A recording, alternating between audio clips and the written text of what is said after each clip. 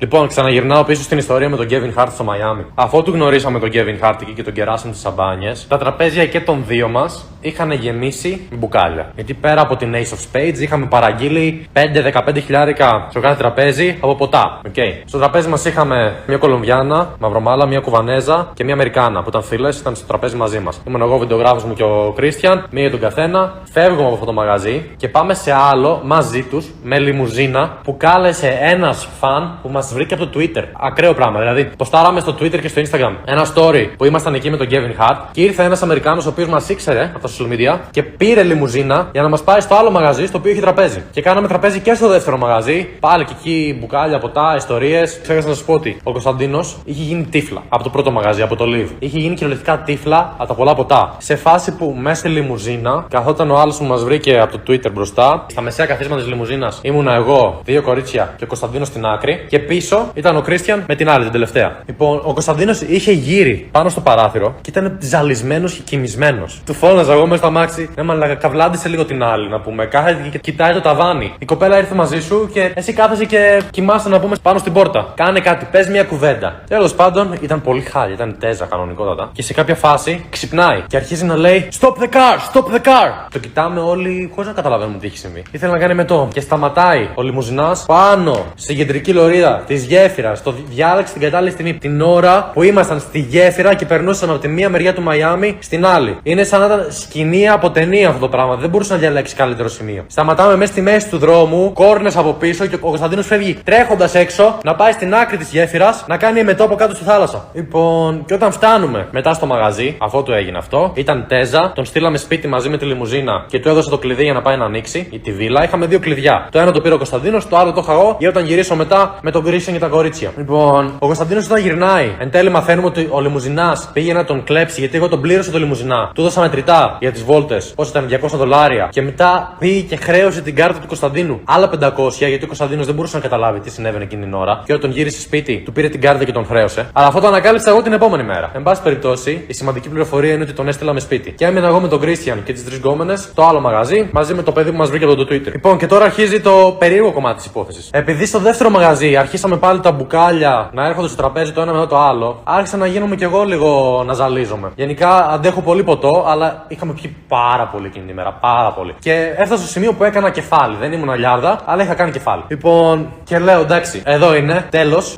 ώρα να γυρίσουμε. Ο Κρίστιαν και ο άλλος όμως ήθελαν να συνεχίσουν. Και λέω εντάξει, έχουμε πιει τον άμπακα, είμαστε πόσες ώρες έξω, δεν ήταν να έρθουμε εδώ, ήταν να γυρίσουμε σπίτι. Φεύγω μόνος μου, ελάτε εσείς μετά και όταν έρθετε ξυπνήστε με. Γιατί είχα εγώ το κλειδί, οπότε όταν ερχόντουσαν στο σπίτι, θα έπρεπε να με ξυπνήσουν για να μπουν μέσα